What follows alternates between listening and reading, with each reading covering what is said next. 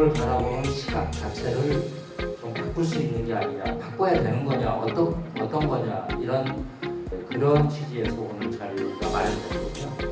다음에 또 오늘을 가는 한결 갖고 또 기회해 주십시오.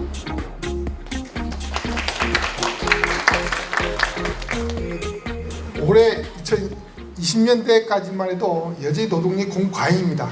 아직 노동력, 우리가 생산하는 인구는 빠르게 이미 감소하기 시작했지만 생산하는 인구가 자체가 감소했다고 해서 노동력이 부족하다고 이야기를 하지 않습니다. 노동력의 부족이라는 것은 노동력 공급과 노동 수요의 차이인데 여전히 앞으로 향후 10년 동안에는 노동력 공급이 노동력 수요보다도 훨씬 많습니다. 사실 이런 것 때문에 한지 한국 사회에 상당히 많은 문제가 있죠. 청년층들이 대학을 졸업해도 바로 원하는 직장에 갈 수 없는 어떤 그런 문제가 있고, 또 하나 더 중요한 것은 특히 베이비 세대들이 일단은 은퇴하면서 또 이 생계를 유지하기 위해서 또 계속적으로 일을 해야 되는 그런 문제들, 또 이런 일자리를 가지고 여러 가지 세대 간의 갈등들이 많이 나오고 있는데 이런 것들이 현재 향후 10년 동안에 계속될 그런 가능성이 충분합니다.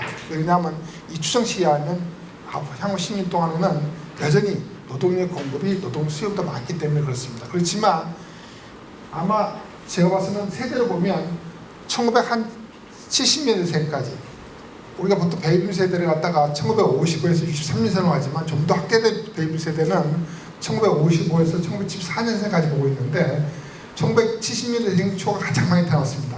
그래서 적어도 아마 1970년대 초반생까지 정년이 연장되지 않고 60세로 현재까지 간다면 아마 1970년대생까지 초반까지가 아마 2030년대 초 정도는 아마 노동시장에서 일단은 퇴장을 합니다. 이때가 되면 아마 이 노동시장에서 노동 수요가 공급에 턱없이 많다 보니까 노동력 부족이 본기가 될 거라고 추정을 하고 있습니다. 그래서 물론 이때를 어떻게 돼야 그냥 상당히 또 많은 이야기를 할 수 있습니다. 그래서 우리가 이제 추후에 재동포의 문제에 대해서도 재동포의 역할에 대해서도 노동력 관점에서 본다면 아마 이제 우리가 이 부분을 좀 더 유심히 봐야 될 것 같습니다. 일본의 그런 사회 안정과 일본이 위기에 처했을 때 잘 도와줄 수 있는 가장 먼저 달려와서 도와줄 수 있는 그런 국민으로 만들어내자, 그런 측면에서 일본이 지금 정책을 펼치고 있는 것 같고요. 특징은 이제 처음에 말씀드린 바와 같이 정규자의 어떤 단순 노동에서 어떤 정체성 교육이라든가 과교 역할을 하고 있고요. 목표는 1세에서 3세 같은 경우는 이제 2세, 3세 같은 경우는 고령화 감소 시대에서 대체 인력, 노동력 감소의 대체 인력을 사람들이 많이 들어오게 됐지만은 최근에는 이제 잠재력 활용을 통한 사회 안전망 역할을 이 사람들이 할 수 있겠다. 그리고 다양한 네트워크를 갖다가 구축을 함으로 인해서 일본에 유리하다.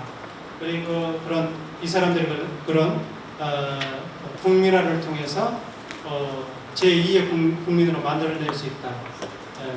그래서 그게 필요한 게 일본어하고 일본어 문화 교육이다. 정체성 강화를 위해서. 그래서 현지에서 많은 학교를 세우고 있고 일본 정부가 그다음에 온 오프라인을 통해서 지금 교육을 강화시키고 있는 그런 상황이 있습니다. 오늘 발제를 맡게 될 대상은 외국에 살고 있는 외국 국적을 갖고 있는 한국계, 그러니까 에스닉 코리안 이런 개념이 되는 거죠. 그래서 그 발제할 내용은 그분들을 대상으로 해서 그분들이 해외에서의 모습이 아닌 한국에서의 모습이 어떤 건지 뭐 이런 내용을 중심으로 제가 발제를 하겠습니다. 한국에 굉장히 많은 그 외국 국적 동포들이 와 있기 때문에 이분들의 그 인적 자원을 어떻게 활용할 건지, 그리고 더 나아가서 인적 자원 활용은 저희가 이제 뭐 노동시장 통합 이런 관점에서 볼 수 있겠고요. 그래서 우리가 활용한다는 개념 관점도 있지만 그분들이 가지고 있는 역량들을 제대로 발휘하도록 해서 그분들도 자아 실현할 수 있는 그런 걸 만드는 거일 수도 있고요. 또 나아가서 이제 사회 통합하는 그런 게 이제 주요한 정책 목표고, 이 목표로서 우리가 이제 받아들여야 되는 게 아닌가 싶습니다. 일단 숫자상으로 들면 약 88만 명 정도가 한국에 체류하고 있습니다. 재외동포는 그 재외동포 자격을 줘서 자유롭게 왕래를 하면서 취업 활동을 할 수 있게 하는 그런 제도고, 방문 취업은 여러분들 혹시 그 고용 허가제라고 우리나라 외국 인력 제도에 대한 이해가 있으실지 모르겠는데, 그러니까 일정한 그 체류 기간은 3년 플러스 1년 10개월 그래서 한 4년 10개월 정도 체류하고 나갔다 다시 들어오게 하는 그런 제도인데 그런 노동시장에 단순 주로 비전문 업무를 하도록 하는 제도이고 영주권은 말 그대로 이제 그 영주 자격을 부여하는 제도 그렇습니다. 그래서 이제 이렇게 보게 되면 숫자상으로는 재동포 비자가 제일 많죠. 근데 그래서 이 통계를 보게 되면 이 우리나라 노동시장에 가장 많은 경제 활동을 하고 있는 외국인은 외국 국적 동포다. 그래서 한국에 와 있는 외국인 그리고 외국인 취업자 중에서 가장 많은 숫자를 차지하고 있는 게 외국 국적 동포들이다. 이렇게 이해를 하시면 됩니다. 그래서 이제 외국 국적 동포들을 국적별로 보게 되면 이게 이제 중국이 압도적으로 많죠. 그 다음에 이제 미국, 우즈베키스탄 이렇게 들어 있고요. 그래서 지금 중국 국적이 한 72만 명 정도 되는데 중국의 이제 인구 통계가 뭐 이렇게 완전하게 정확하다고 볼 수는 없지만 중국의 그 56개인가요? 소수민족을 대상으로 해서 인구 통계를 파악하면 대략 그 중국에 살고 있는 조선족, 우리가 말한 조선이 한 190만 명 정도 되는 걸로 추정을 하고 있습니다. 근데 그 중에 한 그 72만 명 정도가 한국에 와 있으니까 굉장히 많이 와 있는 거죠. 그 장기 체류자가 주로 이제 재동포가 좀 많고, 그 다음에 지금 제도상으로는 방문 취업에서 재동포로 많이 비자를 변경해 주기 때문에 결국 이분들이 한국에 굉장히 중장기적으로 그 가장 오랫동안 그 거주할 가능성이 높은 집단이다. 그리고 여기 말하는 비전문 취업 같은 고용허가제는 정부가 이제 4년 10개월에서 9년 8개월 이상 되면 자격을 주질 않습니다. 결국 우리가 이제 유치하려고 하는 사람은 다 떠나가고 우리가 이제 그 가장 많이 한국 사회에서 오랫동안 우리 주변에 머무르게 될 가능성이 있는 사람들이 이제 이런 그 동포 비자다. 그리고 영주권자는 대략 한 여기는 이제 10만인데 이제 전체로 하게 되면 한 15만 정도 됩니다. 15만 정도 되고 아까 앞에서 했던 중국 국적이 한 10만 명 되는 거죠.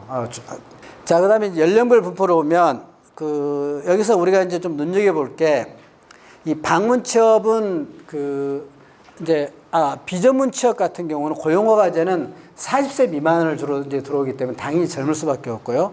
방문 취업은 과거에 이제 25세 이상이었는데 2019년도에 18세 이상으로 낮췄어요. 근데 이제 60세가 넘으면 재동포 비자 자격을 줍니다.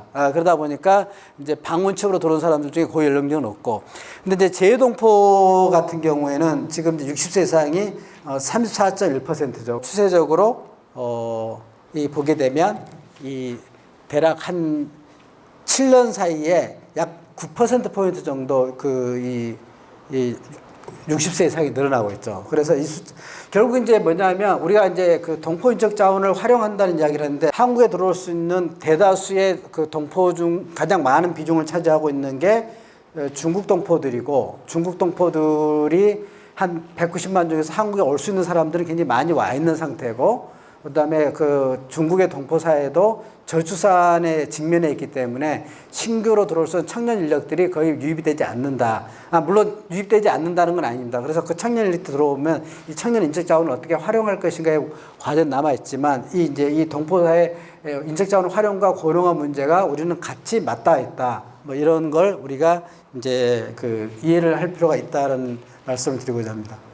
이걸 지역으로 나눠보게 되면 이미 그 상당히 많은 소지역 단위 같은 경우는 고령화 비율이 더 이상 감당하기 어려울 정도로 빠르게 진행되고 있기 때문에 그 안에서의 어떤 그 이민자나 외국 인력 활용은 굉장히 중요한 당면 과제라고 볼 수 있습니다. 그런데 이제 그래서 양적으로 이제 이민자를 어떻게 활용할 것인가 문제가 있고, 또 하나는 이 사람들이 가지고 있는 그 숙련들을 어떻게 우리가 그 숙련도를 높이고 활용할 것인가, 이제 이런 겁니다. 우리나라의 외국 인력 활용 정책은 대개 이제 비전문 인력에 초점을 맞추고 있죠. 그래서 방문 취업은 학력이나 경력에 관계없이 단순하고 비전문 업무에 종사하도록 제도가 규정이 되어 있습니다.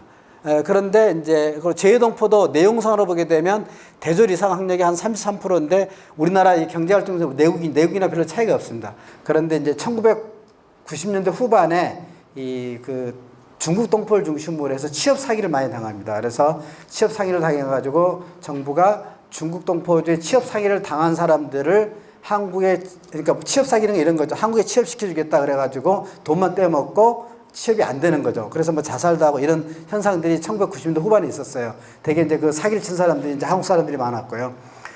그러다가 그래서 정부가 이제 그 1999년쯤에 이제 한 1000명 정도를 한국에 취업할 수 있도록 이제 길을 열어줍니다. 그러다 그 제도가 이제 취업관리제라 그래가지고 동포가 일을 할 수 있게 해주고, 그게 이제 2004년도에 고용허가제가 만들어지면서 특례 고용허가제를 동포에게 취업 문호를 열어주고 방문 취업제를 만들면서 동포가 이제 지금 38개 업종에 단순 업무에 종사하도록 하고 있다. 그러니까 이제 뭐냐면 이 동포 정책을 국내 부족한 노동력을 해소해주는 정책으로 접근했다. 이런 말씀입니다. 동포 정책을 되게 동포를 노동시장 정책으로 접근할 거냐 아니면 동포 정책으로 접근할 거냐, 이 두 가지는 크게 분리되는 건 아닙니다. 노동시장 정책이라는 건 우리가 인력 정책도 있지만 노동시장 통합이라는 관점을 갖게 되면 그 활용되는 측면들은 당사자 입장에서 보면 일을 안 할 수는 없는 거고, 그다음에 일을 할 수 있는 또 환경들은 그 사람이 소득을 얻게 되고 또 좋은 일자리를 찾게 되는 그런 차원에서 넓어내면 통합이라는 개념으로 갈 수 있는데, 그럼에도 불구하고 여전히 그 노동시장 정책으로 이해를 하는 건 뭐냐면